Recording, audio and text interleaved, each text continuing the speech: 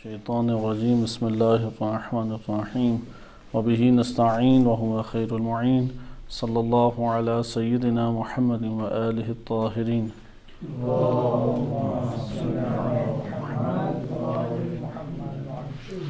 ماہ مبارک رمضان کی مناسبت سے ملائکہ کا موضوع آپ کی خدمت میں سورۃ القدر آیت تنزل الملائکۃ والروح فیہا بإذن ربہم من کل امر، اس آیت کے ذیل میں ذکر کیا جا رہا تھا۔ آپ کی خدمت میں عرض کیا کہ ملائکہ جو اکثر محققین کی رائے ہے اس کے مطابق ایک مجرد مخلوق ہیں، اللہ تعالیٰ کی خلقت ہیں، جو اللہ تعالیٰ کی اطاعت اور اس کی ہمیشہ اتباع کرتے ہیں اور اس کی نافرمانی کبھی نہیں کرتے۔ فرشتے اس دنیا کے اندر تمثل اختیار کرتے ہیں، اور تمثل سے مراد یہ تھی کہ ایک شے کا ایک صورت کو اختیار کر لینا اور دیکھنے والا اس صورت کو مشاہدہ کر کے اسی صورت کو اپنے ذہن میں متصور کرے، جبکہ اس صورت کے ماوراء جو حقیقت ہے وہ اس کے علاوہ کچھ اور ہو۔ قرآن کریم نے کئی ایسے واقعات ذکر کیے ہیں کہ جن میں فرشتے متمثل ہوئے ہیں۔ تمثل میں اور ایک شے کی تبدیل ہونے میں فرق ہے۔ ایک اصطلاح ہے انقلاب۔ کلمہ انقلاب کا مطلب یہ ہوتا ہے کہ ایک شے کی حقیقت کا دوسری حقیقت میں تبدیل ہو جانا۔ مثال کے طور پہ اگر کتا نمک میں مثلا گرتا ہے، نمک کی کان ہے، اس میں گر کے مر جاتا ہے اور آہستہ آہستہ وہ اس کا حصہ بن جاتا ہے نمک کی کان کا، تو اب اس کی ماہیت اور اس کی حقیقت ہی تبدیل ہو گئی۔ تو یہاں پہ اس کے اوپر کتے کی نجاست کے احکام طاری نہیں ہوں گے، تمام اسلامی مکاتب فکر اس بات کے قائل ہیں، بلکہ اس کے اوپر نمک کے احکام جاری ہوں گے۔ اسی طرح ایک اور مثال آپ کے سامنے دی جاتی ہے، شراب ہے۔ چونکہ شراب میں یہ ہوتا ہے کہ اس کا 3% حصہ جو ہے وہ زائل ہو جائے، تو وہ جو شراب سرکہ تب بنتا ہے شاید غالباً کہ جب 3 حصہ اس کا چلا جائے۔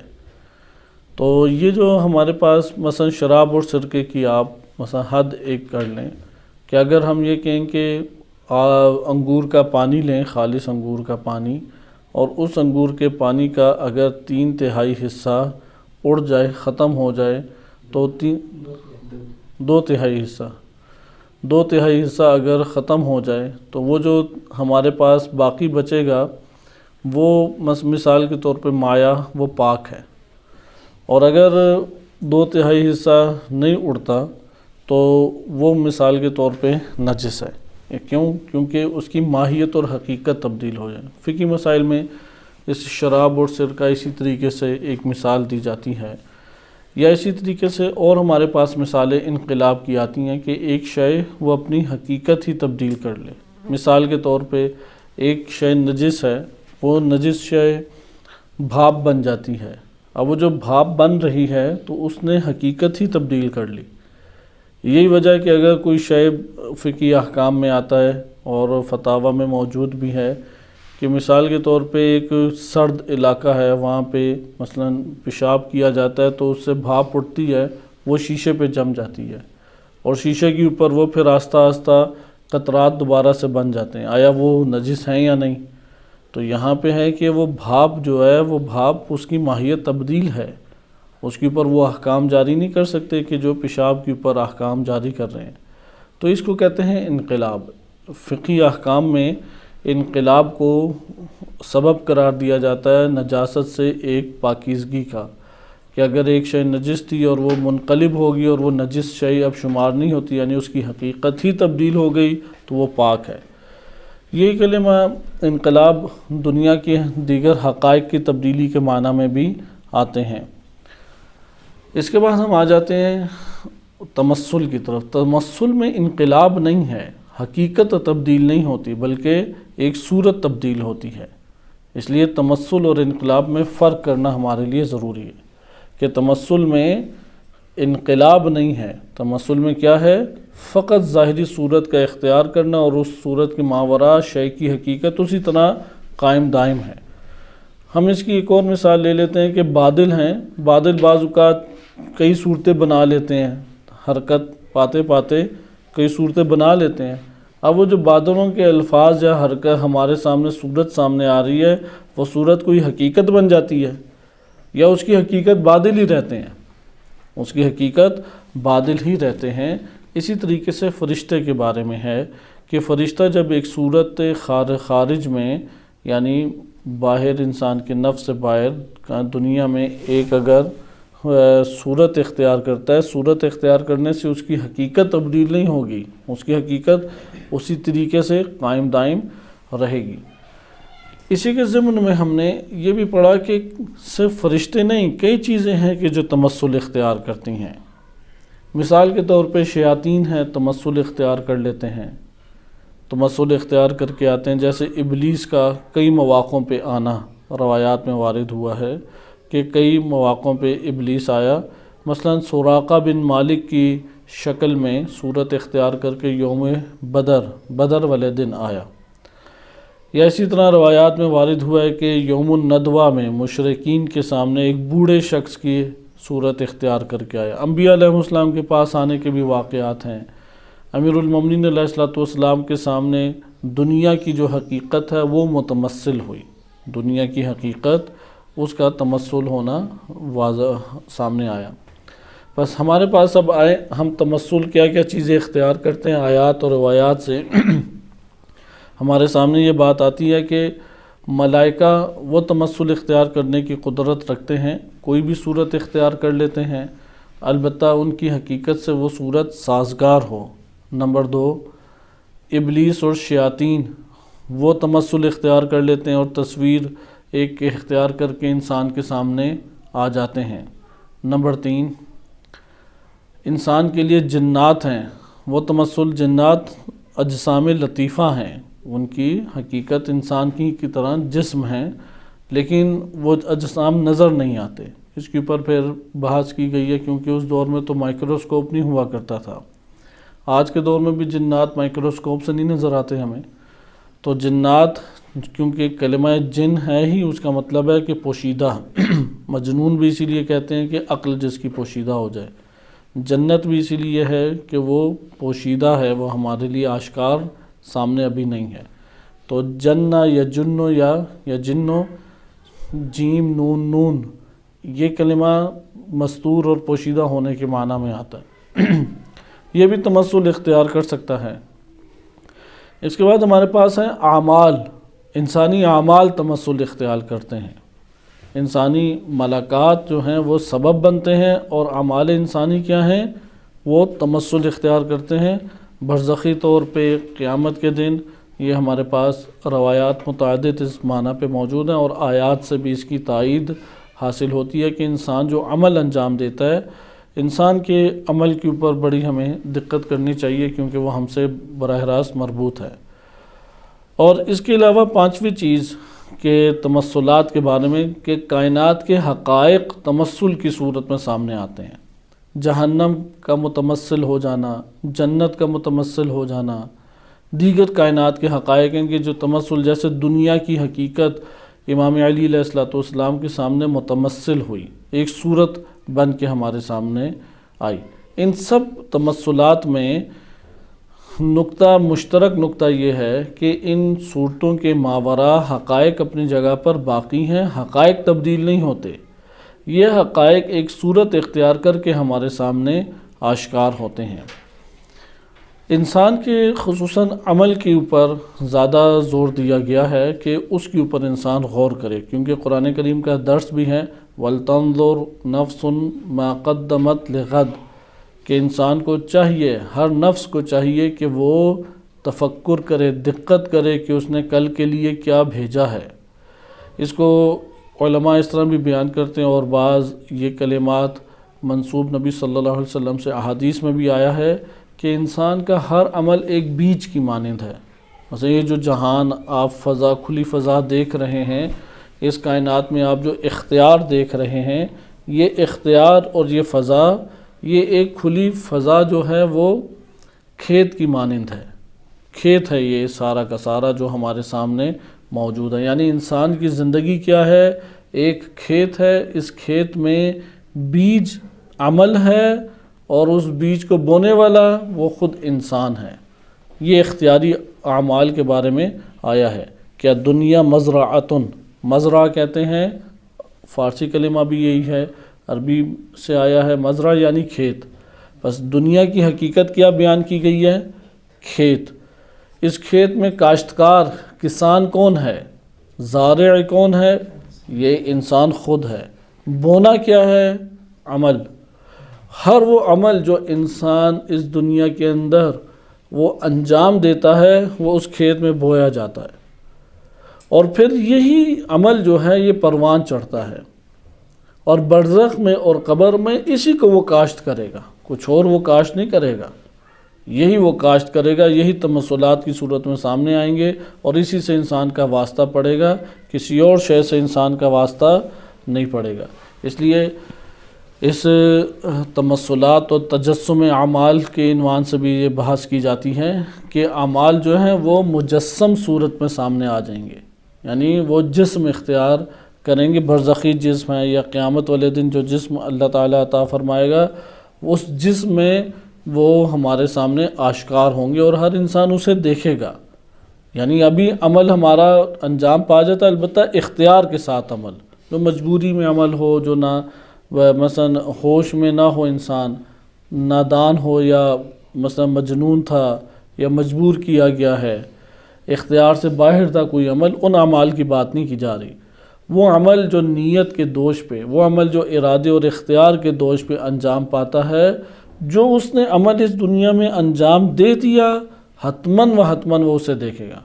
وہ اگر اپنے گریبان میں جھانک کے دیکھے، اپنے خوابوں اور خیالوں میں دیکھے، تب بھی دیکھ سکتا ہے، کیونکہ انسان کے خواب، انسان کی سوچیں، انسان کے خیالات وہ انسان کی نشاندہی کرتے ہیں، اور اسی سے فرق بھی انسانوں میں، مراتب بھی تقسیم ہوتے ہیں، اور یہ مراتب انسانوں کے اندر اللہ تعالیٰ نے قرآن کریم میں بھی مختلف طبقات انسانوں کے اس عنوان سے رکھ دی ہیں۔ مثال کے طور پہ قرآن کریم کی آیت ہے فَاسْتَبِقُوا الْخَيْرَاتِ، کہ نیکی اور نیکی کے کاموں میں ایک دوسرے سے بڑھ کر حصہ لو۔ اب یہ دو افراد برابر نہیں ہو سکتے کہ ایک بڑھ چڑھ کے حصہ نہیں لیتا اور ایک کہتا ہے یار میں تو پہلے بھی گیا تھا، اب میں نے وہ بھی کام کیا تھا، اب آگے مجھ سے نہیں ہوتا۔ ایک بندے کا حوصلہ اتنا تھا۔ ایک فرد ہے کہ جو صبح سے شام تک مسلسل کام میں مصروف رہتا ہے، وہ اس کے لیے نہ نیند اہمیت رکھتی ہے اور نہ تھکاوٹ اہمیت رکھتی ہے اور نہ جسم کا کوئی درد اہمیت رکھتا ہے، اس کے لیے کام اہمیت رکھتا ہے، اس کے لیے دین کے امور ہیں وہ سب سے اوپر مافوق ہیں۔ ایسے دنیا میں آج بھی بندے پائے جاتے ہیں، ایسا نہیں صرف ماضی میں تھے۔ یہ دونوں برابر نہیں ہو سکتے قرآن کی زبان میں۔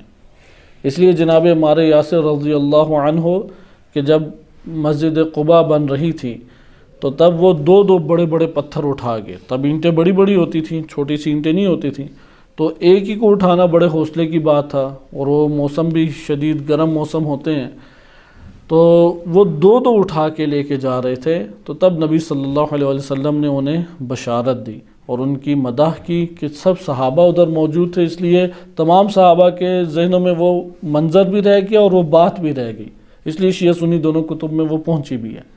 یہاں پہ نبی اکرم صلی اللہ علیہ وسلم نے تمام صحابہ سے جداگانہ ان کو سراہا ہے۔ لہٰذا انسان اپنے ذہن میں تھوڑا کام کر کے اپنے نفس کو مطمئن کر لیتا ہے کہ شاید میں نے اپنا حق ادا کر دیا۔ لہٰذا یہ ذہن نشین ہمیں کر لینا چاہیے کہ انسان کے اندر نفس میں جو عمل انجام پاتا ہے اور بیرونی طور پہ وہ جو ظاہر ہوتا ہے وہ بیج ہے، ایک بیج جو اس نے دنیا کی کھیتی میں لگا دیا۔ یہ دنیا کی زندگی ایک کھیت ہے، یہ عقل سے تو کھیت نظر آئے گا، ان آنکھوں سے ہمیں کھیت نظر نہیں آئے گا۔ اب اس نے جو لگا دیا، مثلا اس نے سستی کو لگایا، اس نے کاہلی کو لگایا، اس نے فرار کو لگایا، مثال کے طور پہ اس نے بہانوں کو بویا، وہ انہی بہانوں کو کاٹے گا۔ مثلا کسی نے غفلت الہی کا بیج بویا ہے، وہ قیامت والے دن غفلت کو ہی کاٹے گا۔ وہ یہ شکوہ قرآن کریم میں واضح آیات آ گئی صرف سورہ طٰہٰ میں کہ وہ اللہ تعالیٰ سے شکوہ کرے گا، اے پروردگار دنیا میں تو میں آنکھیں تھیں اور دیکھ سکتا تھا، یہاں پہ تو میری آنکھیں نہیں ہیں، تو وہاں پہ اسے جواب دیا جائے گا جیسے تو نے اس دنیا میں ہمیں بھلا دی، آج ہم تجھے بھلا دیں گے۔ دنیا کی مصروفیتیں، مثلا معلوم ہوا ہمیں کہ 2 گھنٹے تو ہم ادھر ایک دفعہ گھر والوں سے بات کی، فلاں پھر دوست کی بات کی ہم نے 4 گھنٹے، پھر فلاں جگہ پہ میسیجز اس سے شروع کر دیے، اس کے بعد فلاں ایک کام میں مصروف ہو گیا، خدا کو کب یاد کیا؟ اگر ایک عام طالب علم بھی شب و روز اپنے دینی علوم میں مصروف رہے اور اللہ کو اس نے یاد نہیں کیا، غفلت کا بیج بویا اس نے، وہ یہ نہ سمجھے کہ وہ ذکر الہی کا پھل کھائے گا۔ اس لیے جو بوئے گا اس کو دیکھے گا اور اس کا سامنا کرے گا اور اس سے دوچار ہو جائے گا۔ اچھا بوئے گا تو اچھا دیکھے گا اور اچھی چیز سے دوچار ہوگا اور پرسکون زندگی بسر کرے گا۔ اس لیے روایات میں یہ وارد ہوا ہے کہ اگر حقوق ادا کرنا لازم ہے، حقوق کی حد تک خواتین میں رہیں، اس کے بعد ان سے تعلق توڑنا چاہیے۔ ایک بندہ وہ خواتین کی محفل میں زیادہ رہتا ہے، وہ خواتین اس کے حوصلے کو پست کر دیں گی، اسے بٹھا دیں گی، اس کو زیادہ باہمت نہیں بننے دیں گی، فیصلہ اسے نہیں کرنے دیں گی۔ یہ عمومی ایک مزاج ہے خواتین کا۔ اسی طریقے سے دوستوں کی محفل میں ایک حد تک محفل کے اندر شرکت کی جس سے دوستوں کا حق ادا ہوا، اس کے بعد تنہائی لازم ہے انسان کے لیے۔ وہ ایک طرف کنارہ کش ہو جائے، وہ اپنے امور کو ایسا مشغول نہ کرے کہ اللہ کے لیے اس کے لیے وقت ہی نہیں باقی، اللہ کی یاد کے لیے، اس کے ساتھ ارتباط کے لیے، اپنے اعمال کے اوپر نگاہ کے لیے۔ لہذا یہ ہمارے پاس باتیں آئیں کہ اعمال تجسم ہوتے ہیں، اور عمل وہ تجسم ہوگا، وہ متمثل ہمارے سامنے ہوگا جسے اختیار سے اس دنیا میں انجام دیا، اور اختیار سے وہ عمل انجام دینا کہلاتا ہے جو نفس کے اندر انجام پا جائے، بے شک جسم سے ظاہر ہوا یا نہیں۔ اگر وہ نفس کے اندر بھی انجام پا گیا ہے تو وہ ہمارے سامنے کوئی نہ کوئی صورت میں آئے گا، کیونکہ اگلا جہان ہے باطن کے آشکار ہونے کا۔ تو باطن کے اندر جس طرح کا انسان موجود تھا ویسے ہی باہر آشکار ہوگا۔ لہذا اس لیے باطن کے اندر اس کو پکڑے، نفس کو باطن کے اندر جو ہے وہ انسان تہذیب کرے، باطن کے اندر عمل کو، عمل بد کو جنم نہ لینے دے۔ جسم سے ظاہر ہوا یا نہیں ہوا یہ ایک الگ مرحلہ ہے، اگرچہ شریعت نے آگے اور اللہ تعالیٰ کے رحمت اور خدا کا کرم ہے کہ اکثر بیشتر، تمام کے تمام گناہ نہیں، اکثر بیشتر گناہ ایسے ہیں جب تک وہ جسم سے انجام نہ پا جائیں گناہ نہیں لکھے جائیں گے۔ لیکن اس کا یہ مطلب نہیں ہے کہ نفس کے اندر سیاہی، نفس کے اندر اندھیرا پن، ظلمت، ضعف، کمزوری وہ جنم نہیں لے گی، وہ جنم لے جائے گی۔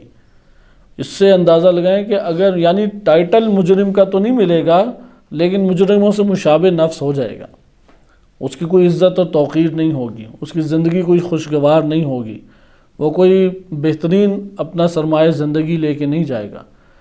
اس طور پہ اگر اس تناظر میں اگر ہم اس کائنات کو اور اپنی زندگی کا جائزہ لیں تو پھر امام علی علیہ السلام سے منسوب نہج البلاغہ میں جو کلمات ہیں کہ زاد راہ قلیل ہے اور سفر طویل ہے، سفر بہت طویل ہے، اور جو زندگی کے ایام ہیں وہ بہت قلیل ہیں، اور ان زندگی کے ایام میں 24 گھنٹے وہ اس سے بھی کم تر ہیں کہ اگر 24 گھنٹے بھی کوئی اہتمام اللہ کا کرے اور اعمال صالحہ کو انجام دے تب بھی وہ آخرت کے اوپر اپنے مطمئن نہیں ہو سکتا، کیونکہ ہمیشگی کی وہ بات ہے، ہمیشہ وہاں پہ رہنا اس نے، ہمیشہ اس کے ساتھ ہی وہ ملحق رہ جائے گا۔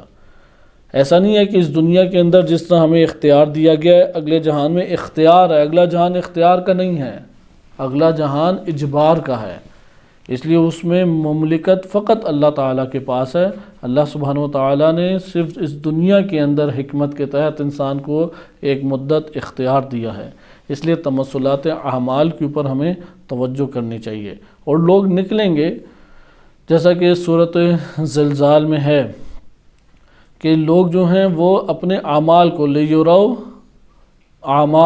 اعمالہم، یا اس طرح سے آیت ہے یصدر الناس اشتاتا لیروا اعمالہم، کہ لوگ گروہ در گروہ نکلیں گے تاکہ اپنے اعمال کو دیکھیں، لیروا، اور دیکھیں گے کیا، فمن یعمل مثقال ذرۃ خیرا یرہ، مثقال اور ذرہ کو آپ ملائیں تو یہ اس دور میں سب سے باریک ترین ذرہ شمار ہوتا تھا، یعنی ذرات کو ذرات کرتے رہیں، جتنا باریک ترین آپ نے عمل بویا تھا اس کو انسان دیکھے گا، وہ دیکھنے والی شے بنے گا۔ وَمَن يَعْمَلْ مِثْقَالَ ذَرَّةٍ شَرًّا يَرَى، اور جس نے جتنا باریک ترین شر کو بویا تھا وہ اس کا بھی سامنا کرے گا، حتیٰ کہ اس دنیا میں بھی سامنا کرتا ہے خوابوں اور خیالوں کی صورت میں۔ یہ جو خواب اور خیال ہیں یہ انسان کے نفس کا باطن ہے، باطن سے یہ اٹھتے ہیں، انسان کے نفس اور باطن کی یہ پہچان ہے، انسان کے نفس اور باطن کی ترجمانی کرتے ہیں۔ مثلا اگر ایک شخص کو خواب میں امام رضا علیہ السلام کی زیارت ہی نصیب ہوتی ہے، وہ جان لے کہ اس کے دل میں شدید محبت ہے امام علیہ السلام کے لیے۔ ایک بندہ ہے کہ مثلا اس کو صرف اپنی ذات کی ہی فکر پڑی رہتی ہے، یار اب میں پتہ نہیں کیا کروں گا، اب میں مریض نہ ہو جاؤں، اب میں فلاں نہ ہو جاؤں، وہ اسے اپنا میں ہی نظر آئے گا خواب میں۔ وہ جس کا میں نظر آئے گا، جسے اپنی فقط ذات ہی نظر آتی ہے، اس کی اگلی دنیا تاریک ہے، اور انسان رفتہ رفتہ یہ ملکات حاصل کر لیتا ہے۔ خصوصاً یہ والا ملکہ بہت پیچیدگی انسان کے لیے پیدا کرتا ہے، جس کا اکثر بیشتر انسان شکار ہوتا ہے، وہ ہے حب النفس، اپنی ذات سے محبت، اپنی ذات کا فقط اہتمام کرنا، اپنی ذات ہی کی سوچ بچار کرنا۔ جو ذات سے بالا تر ہو کے کام کرتا ہے وہ دینی کام کرنے میں کامیاب ہو جاتا ہے۔ یعنی اس بات کو ہم اپنے ذہنوں میں تسلیم کریں کہ یہ دنیا، یہ کائنات، یہ اس کا مالک اللہ کی ذات ہے، تمام کے تمام خزانے اللہ تعالیٰ کی طرف سے آ رہے ہیں۔ اس صورت میں انسان کے لیے حوصلہ بن جاتا ہے، اس لیے وہ پھر بہت سارے اس کے بہانے ختم ہو جاتے ہیں۔ یہاں پہ نفس کی تربیت کی ضرورت ہے کہ ہم اپنے وجود کے اندر تربیت کریں۔ اس لیے یہ چونکہ ہمارا تمثل کا مورد ادھر ختم ہو رہا ہے اور شبہات ہم ابھی چند پڑھیں گے، اور انشاءاللہ تعالی ملائکہ کی دیگر اصناف کی طرف اگلے درس میں ہم منتقل ہو جائیں گے اور اگلے پہلو ہمارے سامنے آئیں گے۔ لیکن اس جنبے کو یا اس پہلو کو اپنے نفس میں حساس کریں۔ یہ جو تجسم اعمال ہے، تمثل اعمال ہے، تجسم و تمثل اعمال انسان کی زندگی میں بہت گہرا اثر رکھتے ہیں۔ مثلا اگر کوئی اپنی ذات کے دائرے میں بند ہے، اس کا اگلا جہان زندان ہے، وہ جیل میں ہی رہے گا ہمیشہ۔ جیسے ابھی جیل اور زندان سے ہم بھاگتے ہیں، ڈرتے ہیں، گھبراتے ہیں، کیونکہ اس نے اپنی زندگی میں بوئی اپنی ذات تھی بس، تو وہ کاٹے گا بھی کس کو؟ اپنی ذات کو، اس لیے وہ زندان سے باہر نہیں آئے گا۔ اب کسی کی تمام عمر زندان میں گزرے، وہ اس تصور سے ہی اپنے اندر ایک تنگی کا احساس کرنے لگ جائے گا۔ وہ کیا کرے اس دنیا کے اندر؟ لہٰذا اس دنیا کے اندر انسان کو سخت ترین کام، مشقت والے کام کرنے چاہیے۔ قرآن کریم نے کلمہ جہاد وہ قتال کے معنی میں استعمال نہیں کیا یا نہ ہونے کے برابر استعمال کیا۔ کلمہ جہاد، ہم جہاد کسے کہتے ہیں؟ جنگوں میں جو لڑائی جھگڑا ہوتا ہے اور قتال ہوتا ہے۔ قرآن کریم نے جنگوں کے مورد کو قتال ہی سے تعبیر کیا ہے، صحیح؟ یعنی جو اللہ کی راہ میں قتل کر دیے جاتے ہیں، یا قاتلوا ائمۃ الکفر، ائمہ کفر کو قتل کرو، قتال کرو۔ کلمہ جہاد کا کیا مطلب ہے؟ مثلا وَلَنَهْدِيَنَّ وَالَّذِينَ جَاهَدُوا فِينَا، وہ لوگ جو ہماری راہ میں یا ہم میں ذات الہی کے لیے سخت جد و جہد کرتے ہیں، جہاد کرتے ہیں، لَنَهْدِيَنَّهُمْ سُبُلَنَا، انہیں ہم اپنی راہ کے اوپر ہدایت کر دیتے ہیں۔ تو یہاں سے یہ جو قرآن کریم کے موضوعات ہیں، کلمہ استباق ہے۔ استباق ہوتا ہے کہ دو گھوڑے دوڑ رہے ہوں، تو آپ نے ملاحظہ کیا ہوگا ریس والے گھوڑوں کو بڑی تیزی سے بھاگتے ہیں اور بڑی زحمت اور محنت سے بھاگتے ہیں، تو گردنوں کے اعتبار سے فیصلہ ہوتا ہے۔ جس کی گردن آگے ہو، کیونکہ پورا گھوڑا پیچھے کم ہی رہ جاتا ہے، تو جس کی گردن آگے ہو وہ جیت جاتا ہے، جس کی پیچھے ہو وہ ہار جاتا ہے۔ اس عمل کو کہتے ہیں استباق۔ اعمال صالحہ میں استباق نظر آنا چاہیے، اور یہ واقعاً کہ جو انقلاب اسلامی کی بنیاد پڑی اور انقلاب اسلامی کی کامیابیاں ہیں، دفاع مقدس میں جو اسلامی تحرک کی فتح یابی ہے یا قوت مقاومت کی فتح یابی ہے، اس کی بنیادی ترین وجہ یہی استباق ہے۔ عمل صالح تو سارے کر رہے ہوتے ہیں، وہ وہاں پہ ایک دوسرے سے آگے بڑھ کے آگے بڑھنا چاہتے ہیں۔ یا رہبر معظم جس طرح کہتے ہیں کہ ہمیں وہ بندہ نہیں چاہیے جو خالی عمل انجام دے، وہ بندہ چاہیے کہ جس کی بریکیں ہی نہ لگیں، وہ آگے بس بڑھتا ہی چلا جائے، وہ لوگ اس کے پاؤں پکڑنے کی کوشش کریں پھر نکل کے آگے چلا جائے۔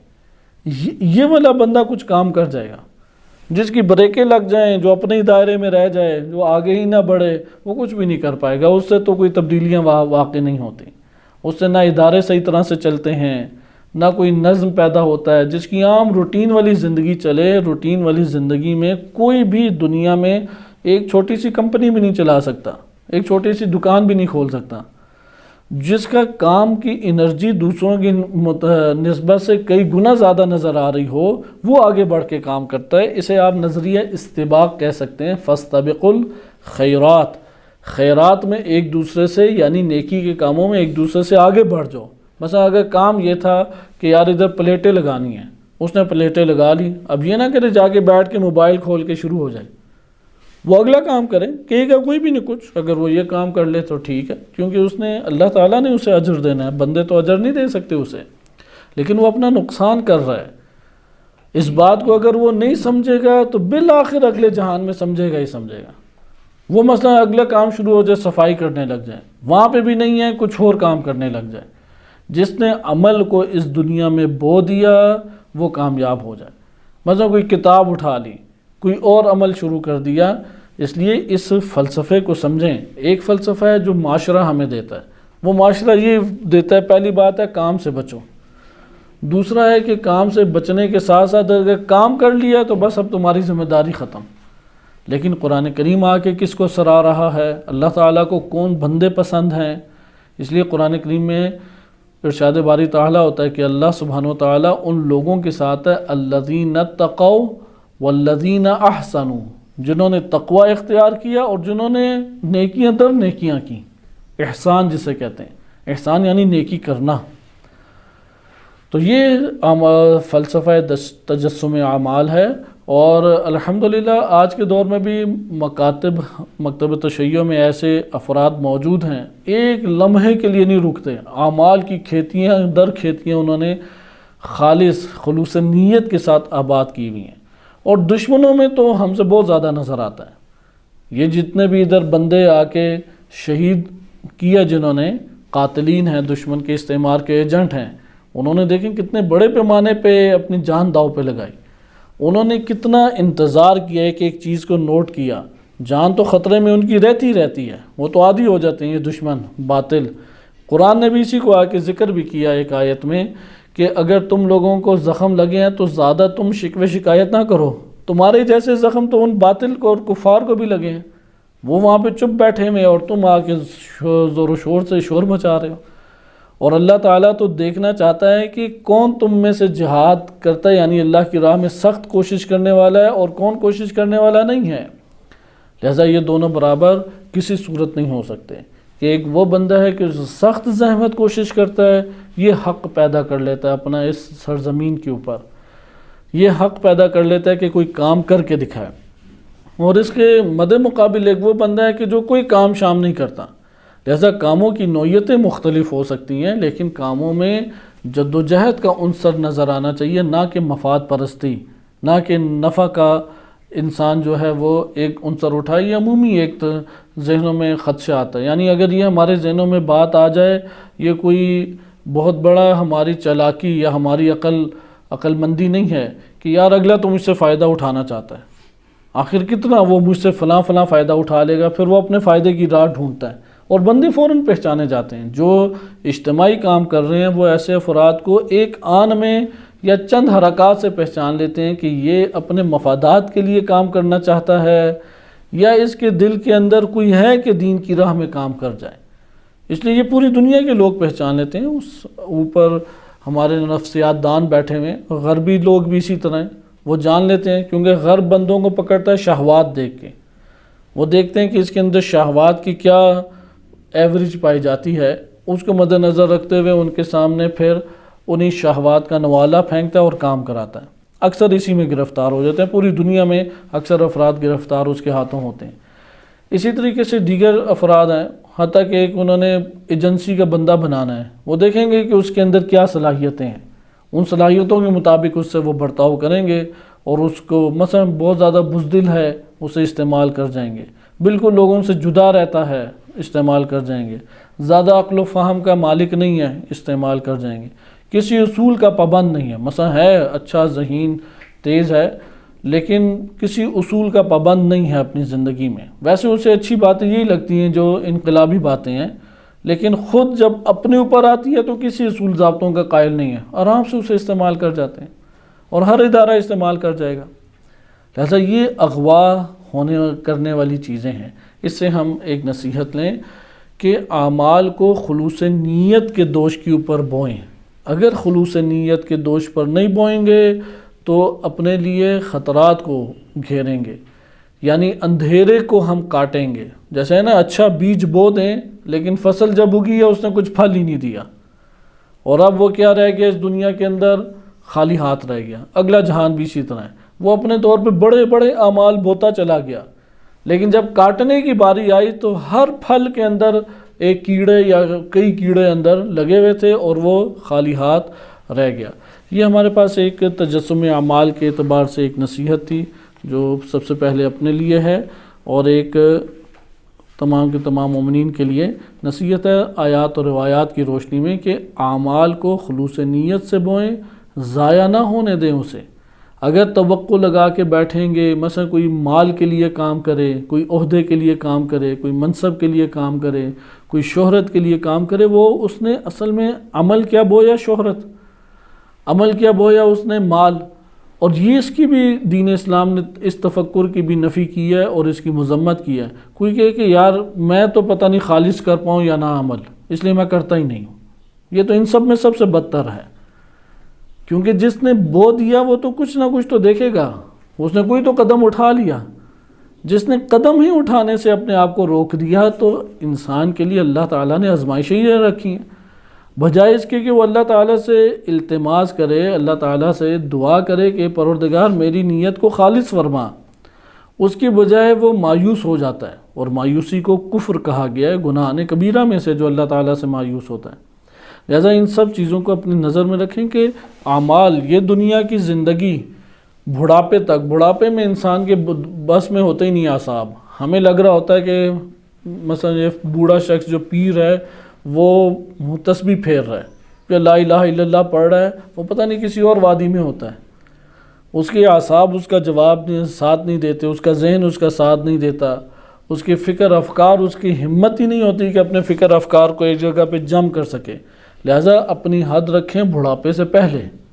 بڑھاپے کے اعمال جو ہیں وہ نہ ہونے کے برابر ہیں، کیونکہ ایک تو قبول نہیں ہوتے، دوسرا انجام ہی نہیں حقیقت میں پا رہے ہوتے. نماز پڑھیں گے اسے پتہ ہی نہیں ہے رکوع کیا سجدہ کیا ہے، بسم اللہ پڑھتے پڑھتے بقیہ بھول جائے گا، خاموش ہو کے بیٹھ جائے گا. وہ بولنا جائے گا، اظہار کرنا جائے گا، وہ الفاظ ہی نہیں منہ سے نکلیں گے. تو بڑھاپا ایک قید خانہ ہے. تو بڑھاپے سے پہلے پہلے اعمال بوئے جاتے ہیں، اور بڑھاپے میں بھی وہی اعمال کاٹتا ہے جو اس نے بوئے ہوئے ہیں. اب اس کے ہاتھ پاؤں ضعف جو ہے، کمزوری ہے، اس نے اسے پکڑ لیا ہاتھ پاؤں اس کے.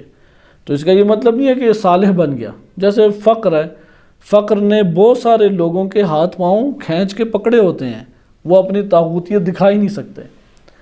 یا اس کو اگر آپ آسان لفظوں میں لیں کہ ہم دور نہ جائیں، ہم آپس میں ایک دوسرے کو دیکھیں کہ یار اس بندے کے ہاتھ میں اگر ہم ساری چیزیں دے دیں تو اس کا سلوک ہمارے ساتھ کیسا ہوگا. اس کا اندازہ اس سے لگایا جا سکتا ہے کہ جب اس کے پاس قلیل تھا تو اس کا رویہ کیسا تھا. جب اس کے پاس اختیارات یا اموال یا قدرت قلیل تھی تو اس قلیل میں اس سے خیر صادر ہوتا رہا یا اس سے غفلتیں یا شر صادر ہوتا رہا. اب جب کثیر اس کے پاس آ جائے گا تو اس سے یہ توقع نہ لگائیں کہ اس سے خیر صادر ہو جائے گا. ہاں، جس کے پاس قلیل تھا اور اس میں اس کے قلیل اموال کے اندر بھی ایک الہی انسان جو ہے، ایک روحانی انسان، واقعاً معنوی انسان کی جھلک موجود تھی، اس کے پاس کثیر بھی آ جائے تو اس کے پاس سے خیر صادر ہوگا. لہذا یہ ہے کہ اعمال کو بوئیں، جوانی کی عمر میں بوئیں. اس لیے روایت میں وارد ہوا الکافی کی، اگر کوئی جوانی کے اندر قرآن کریم کو پڑھتا رہتا ہے تو قرآن اس کے گوشت پوست کے اندر داخل ہو جاتا ہے، یعنی اس کے نفس کا حصہ بن جاتا ہے. اتنی تاثیر ہے قرآن پڑھنے کی. اسی طرح بقیہ اعمال، سارے کے سارے اعمال اسی طرح ہیں کہ بہار، انسانی دنیا کی کاشت کی بہار کون سی ہے؟ ایک ہوتا ہے نا بہار کا موسم، فصل بڑی اچھی اگے گی، ہر فصل کا ایک موسم ہوتا ہے. انسانی زندگی میں بونے کا موسم کون سا ہے؟ وہ ہے جوانی. جوانی کی مدت کتنی ہے؟ 15 سے 30-35 کے درمیان. آپ یہ کہہ لیں مثلا 35 سال کہہ لیں، 20 سال فقط.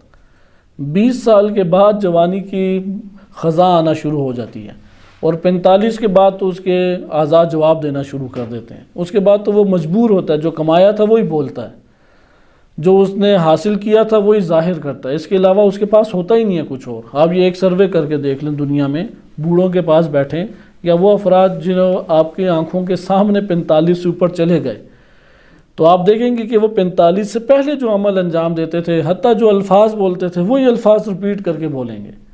وہ ان کی ہمتیں اندر سے آہستہ آہستہ ختم ہونا شروع ہو جاتی ہیں.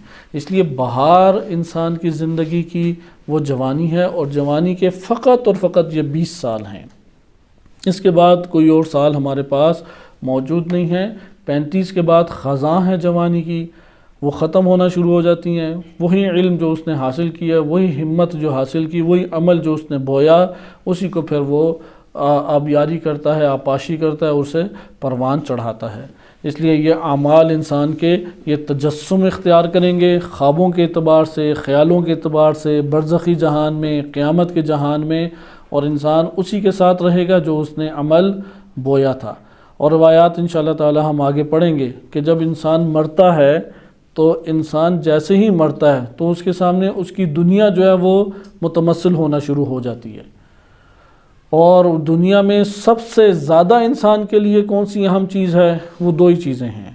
وہ ایک ہے مال اور دوسری ہے اولاد. اب جن کی اولاد نہیں ہوئی انہیں احساس نہیں ہو سکتا، جن کی اولاد ہے ان کو خوب پتہ ہے. ایک مال ہے اور ایک اولاد ہے. انسان کے یہاں پہ حواس جواب دے جاتے ہیں جب اولاد کے اوپر کوئی اس کے حرف آ جائے یا گھر کے اوپر کوئی چیز آ جائے. وہ جتنا بھی اسے آپ بلند کر لیں اس کے اوپر سخت ترین آزمائش آتی ہے. مال کو آپ آزما سکتے ہیں، مال قلیل ہو یا کثیر ہو فرق نہیں پڑتا. مال کے اوپر جب آفت آتی ہے تو انسان کا آپ رویہ دیکھیں گے کیسا بدل جاتا ہے. مال رہنا نہیں ہے، دونوں ہی نہیں رہنا. اولاد بھی نہیں رہنی اس دنیا میں، مال بھی نہیں رہنا. برزخ میں جائے گا تو اولاد اس کے ہمراہ نہیں ہوگی، اولاد اسے نظر بھی نہیں آئے گی، مرتے ہوئے اس کے سامنے آشکار ہو جائے گی. اور وہ پھر چیخے گا. جو دنیا دار ہوتا ہے وہ مال اور اولاد کی صورتیں بار بار سامنے آئیں گی تو چیخے گا، چلائے گا، کیونکہ اس نے بویا ہی اپنے دل میں یہ تھا. تو جس نے اپنے دل میں کاٹ دیا تھا مال اور اولاد کو، وہاں پہ وہ مطمئن اس دنیا سے رخصت ہو جائے گا. اور کوئی کہے کہ جب آئے گی دیکھی جائے گی، یہ تو سب سے زیادہ خطرے میں ہے. یہ دنیا کے اندر اللہ تعالیٰ نے اپنے ہاتھ میں تدبیر رکھی ہوئی ہے، لیکن آخرت کے لیے اللہ تعالیٰ نے ضابطہ قرآن میں بیان کر دیے کہ وَأَن لَيْسَ لِلْإِنسَانِ إِلَّا مَا سَعَى، کہ جو انسان نے اس دنیا میں کوشش کی ہے بس وہی پائے گا. جو کوشش اس نے نہیں کی وہ نہیں پائے گا. اور یہ وہ نصیحتیں ہیں کہ انسان کے علم میں ہیں، لیکن بار بار ایک دوسرے کو نصیحت کریں، تذکر کریں. قرآن کریم کے دروس اصل یہی ہمیں فائدہ دیتے ہیں کہ قرآن یہ تذکر بار بار کرتا ہے، انسان اندر سے سرشار اور شاداب رہتا ہے. اس کا جو اپنا وجود ہے وہ اس طرف تھوڑی بہت فکر لگے رہتی ہے اسے. لیکن جو بالکل ہی دروس کو چھوڑ دے، جو بالکل ہی تذکر چھوڑ دے، جو بالکل ہی علمی محافل کو ترک کر دے، تو اس نے تو اپنے آپ کو ایک اندھیرے کنویں میں گرا دیا یا عذاب میں خود ہی مبتلا کیا. اس لیے انسان کا تعلق جو ہے وہ علماء کی محافل سے جڑے رہنا چاہیے، اور روایات میں بھی اس کی شدید تاکید ہے. مختلف علماء ہیں. آج کے یہ جو دور چل رہا ہے اس میں تو بہت آسان یہ عمل ہو گیا ہے کہ انسان کے لیے آسان ہے کہ علماء سے نصیحت کو لے لے. بزرگ ترین علماء ہیں اور آپ علماء کی باتیں سنیں، وہ انہی امور میں سب سے زیادہ ہیں. اس سے کیونکہ قرآن اور روایات یا دین کا سب سے زیادہ تذکر ہی اسی باب میں ہے کہ انسان دنیا کو فانی ہونے کی جہت سے تو دیکھ، دنیا کو مزرعہ اور کھیت کی جہت سے دیکھ، اپنے عمل کی پرواہ کر، دیکھ کہ کل کے لیے کیا تو بھیج رہا ہے، یہ دیکھ کہ کل تو نے کس کا سامنا کرنا ہے. انسان کو اپنی شکل پہ ایک چھوٹا سا کٹ لگ جائے یا چھوٹی سی چیز بیٹھ جائے بڑی پریشانی ہوتی ہے، بار بار شیشہ دیکھتا ہے. تو حیران کن بات ہے کہ اسے اگلے جہان میں اپنی صورت کی پرواہ نہیں ہے. یہ غفلت کے علاوہ کچھ نہیں ہے. اس لیے کفار جیسے چیختے تھے، چلاتے تھے، یہ بھی چیخے گا، چلائے گا انسان. اور عاقل وہ ہوتا ہے کہ جو ان باتوں سے نصیحت لے لے اور اسی طرح سے حساس ہو جائے جیسے ابھی اپنے چہرے پہ کوئی چیز آفت آئے تو یا اپنا چہرہ بگڑنا شروع ہو جائے تو پریشان ہوتا ہے، اسی طرح سے اپنے اعمال کا جائزہ لینا شروع کر دے۔ تو یہ تمثل کی بات تھی۔ تمثل سے انسان کی زندگی رنگین ہوتی ہے، اور تمثل سے انسان کی زندگی جہنم میں تبدیل بھی ہوتی ہے۔ یہاں پہ انہوں نے چند اعتراضات ذکر کیے ہیں اور پھر اس کے جوابات دیے ہیں کہ ہم ان میں سے بعض اہم کو ادھر پڑھتے ہیں اور بقیہ کو انشاءاللہ تعالی کسی اور مورد میں ہم دیکھیں گے۔ ایک اعتراض یہ انہوں نے ذکر کیا ہے کہ جبرائیل جو ہیں وہ ایک عظیم شخصیت تھے، جیسا کہ روایات اہل بیت علیہ السلام و روایات نبوی صلی اللہ علیہ وسلم میں بیان ہوا ہے، اور انسان کی مقدار سے بہت بڑھ کر ہیں، اور ان کے کثیر اجزاء، کیونکہ روایات میں مثلا بعض جگہوں پہ اس طرح سے وارد ہوا ہے، ابن عباس کا قول ہے یا اس طرح سے کہ 600 پر ہیں، 600 پر، اتنی قدرت ہے جناب جبرائیل علیہ السلام کی۔ تو کہتے ہیں کہ اگر آپ یہ صورت بیان کر دیتے ہیں تو پھر تو جبرائیل باقی نہیں رہے گا، یعنی اس کا اتنا بڑا جثہ، اتنی بڑا ہیکل، اتنے زیادہ اس کے اعضاء و جوارح، اور آپ نے ایک صورت انسان میں اسے بند کر دیا اور کہا یہی جبرائیل ہے۔ تو کہتے ہیں یہ تو محال ہے، ناممکن ہے کہ ایک حقیقت اتنی وسیع ہو اور وہ وسیع حقیقت اتنی سی چھوٹی سی صورت میں سما جائے۔ یہ تو اس کے تمام اعضاء کا کتنا جز ہوگا، ایک جز چھوٹا سا ہوگا، کیونکہ بقیہ 99% جبرائیل کہاں چلے گئے۔ اگر پہلا اشکال کو سمجھیں تو کہہ سکتے ہیں کہ 1% جبرائیل تو سامنے آ گیا، 99% جبرائیل کہاں چلے گئے اگر تمثل کا مان لیں۔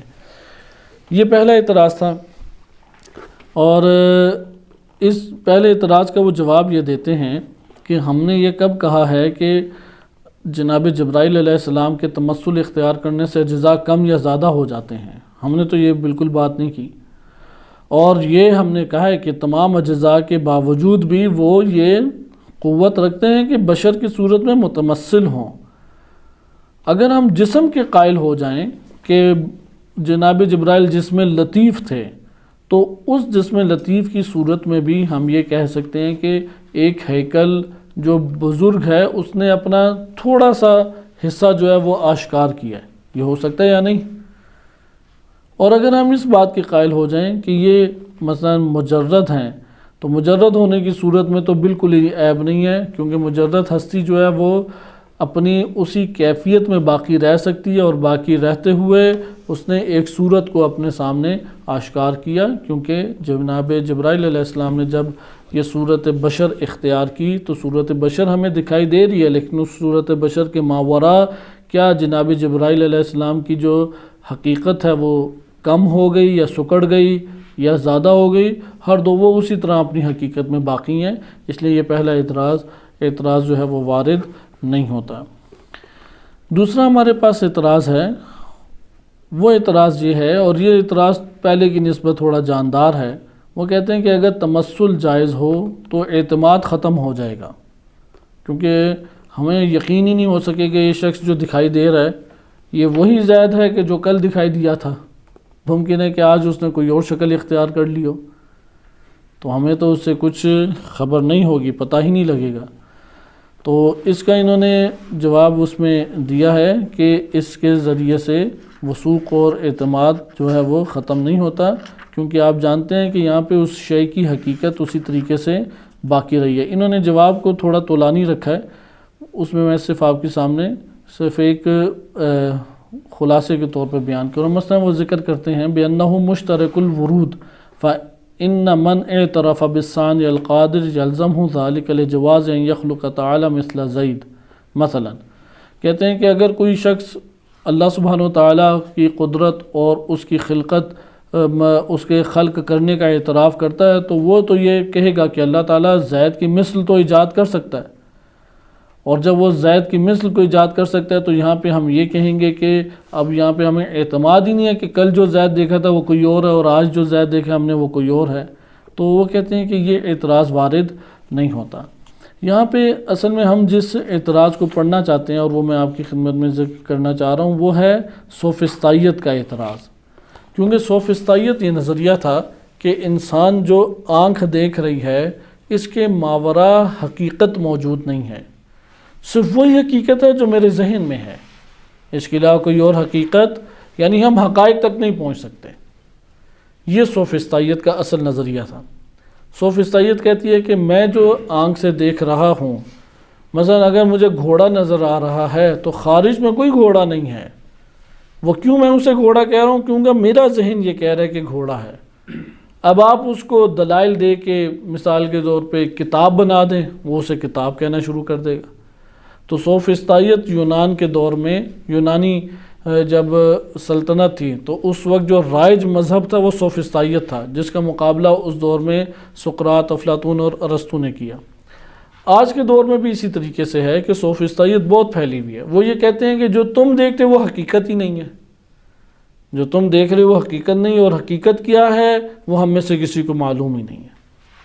تو وہ یہ کہتے ہیں کہ یہ جو آپ تمثل کی بات کر رہے ہیں یہ سوفسطائیت کے قریب ہے۔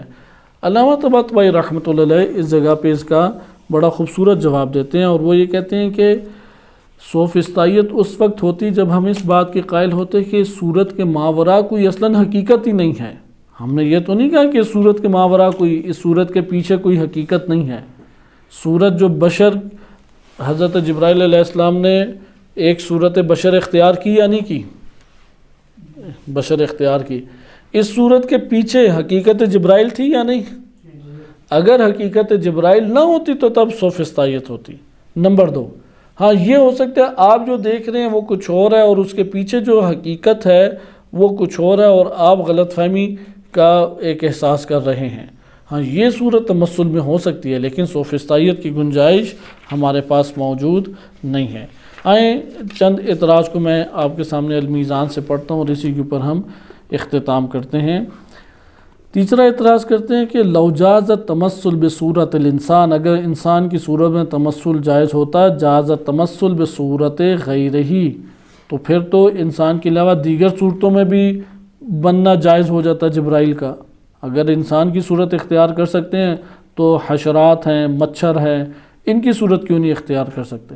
ومعلوم ان کل مذہب یجر الی ذلک فہو باطل، اور اس طرح سے ہر مذہب کیا کرے، وہ اپنے طور پہ کہہ دے کہ اچھا وہ بچھو جو ہے یہ فلاں فرشتہ ہے، سانپ جو ہے وہ فلاں فرشتہ ہے، مچھر جو ہے وہ فلاں فرشتہ ہے، فلاں چیز جو ہے وہ فلاں فرشتہ ہے، کہتے ہیں اس لیے یہ باتیں صحیح نہیں ہیں کہ آپ جو باتیں کر رہے ہیں کہ یہ صورت اختیار کی اور اس کے ماوراء ملائکہ یا فرشتے بیٹھے تھے۔ اگر ہم اس بات کے قائل ہو جائیں تو ہر مذہب اپنے طور پہ چیزوں کو نسبت دے گا یا نہیں دے گا؟ لوگ تو دیتے ہی رہتے ہیں۔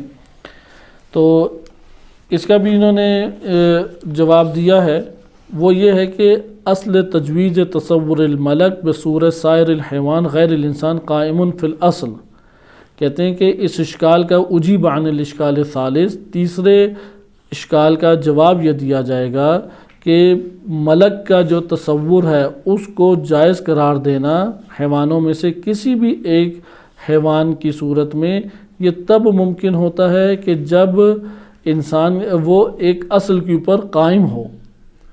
یعنی ہم یہ کہتے ہیں کہ فرشتہ جو ہے اس کے لیے انسان کے علاوہ دیگر کسی بھی حیوانی صورت میں تصویر کو یا صورت کو اختیار کرنا وہ جائز ہے۔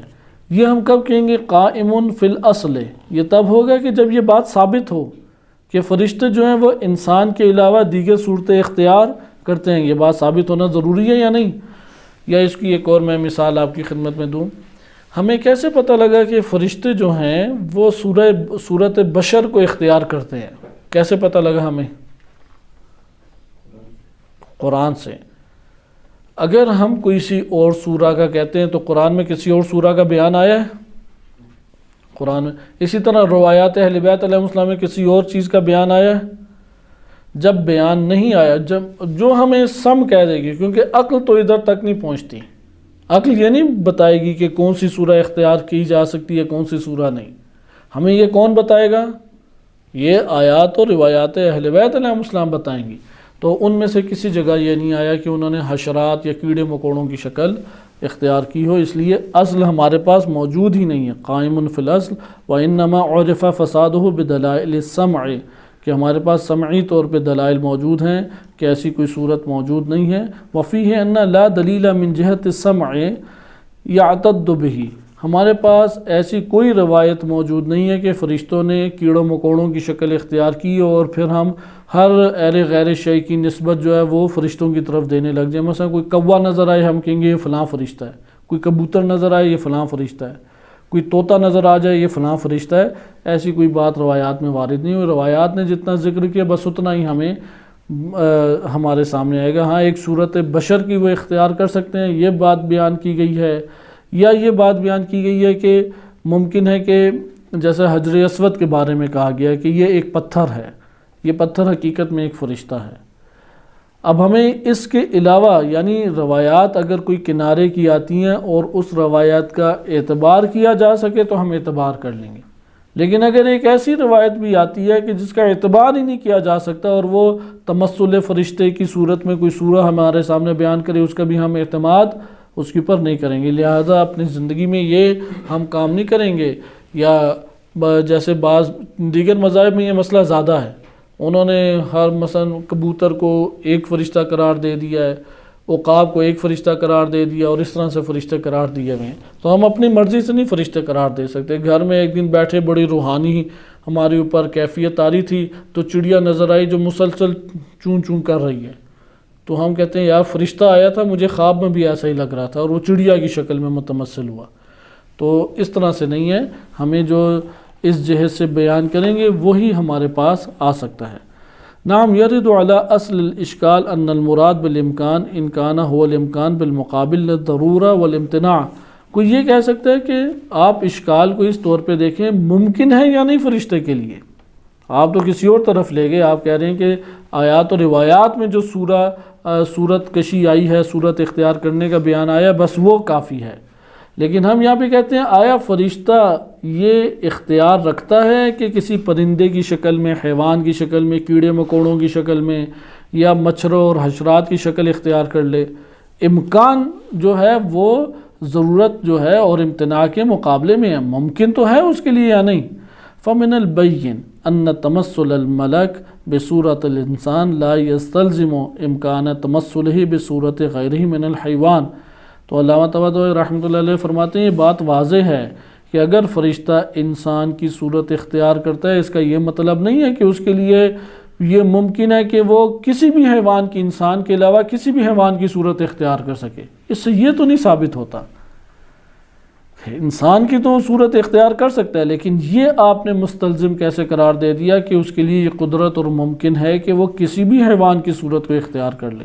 وَإِن كَانَ هُوَ الْإِمْكَانُ بِمَعْنَى الْإِحْتِمَالِ الْعَقْلِي، کہ کوئی کہہ سکتا ہے اچھا احتمالاً تو آپ کہہ سکتے ہیں عقلاً، تو وہ آگے بیان فرماتے ہیں فَلَا مَحْظُورَ فِي الْإِحْتِمَالِ حَتَّى يَقُومُ الدَّلِيلُ عَلَى نَفْيِهِ وَإِثْبَاتِهِ، کہ فقط احتمال سے ایک چیز ثابت نہیں ہوتی، ضروری ہے کہ اس کے اوپر دلیل آئے۔ ہمارے پاس تواتر کے ساتھ قرآن کی دلیل آئی کہ جناب جبرائیل علیہ السلام نے بشر کی ایک صورت اختیار کی، کیونکہ ملائکہ پہ حساسیت پائی جاتی ہے، اس لیے یہ عرض کر رہا ہوں۔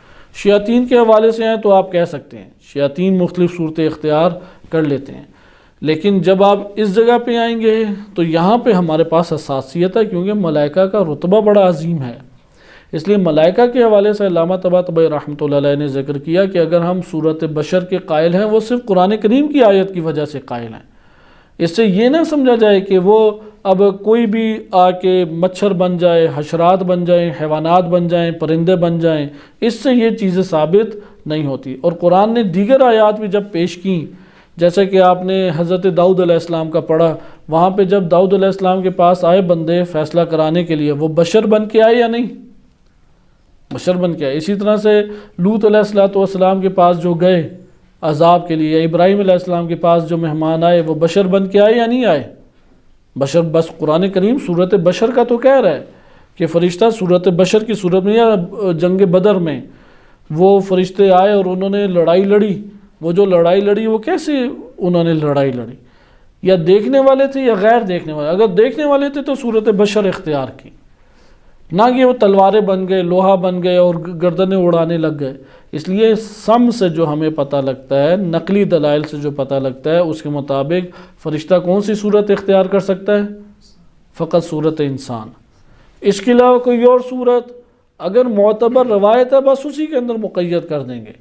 مثلا اگر حجر اسود کے بارے میں ہم مان لیں، جیسے الکافی میں بعض جگہوں پہ وارد ہوا ہے، اس کا یہ مطلب نہیں ہے کہ ہر پتھر اٹھا کے کہیں کہ یہ فرشتہ ہے، ہر چٹان کو دیکھیں یہ فرشتہ ہے، ہر پہاڑ کو دیکھیں یہ فرشتہ ہے۔ ہاں، ان کی تدبیر کے لیے اللہ نے قرار دیے ہوئے ہیں، لیکن صورتوں کو من گھڑت طور پہ یا خیالی طور پہ فرشتوں سے نسبت نہیں دی جا سکتی۔ 4 انہوں نے اعتراضات پیش کیے تھے، اور چوتھا جو ہے وہ انشاءاللہ تعالی ہم کسی اور مورد میں کل ملاحظہ کریں گے اگلے درس میں۔ صلی اللہ علیہ سیدنا محمد وآلہ الطاہرین۔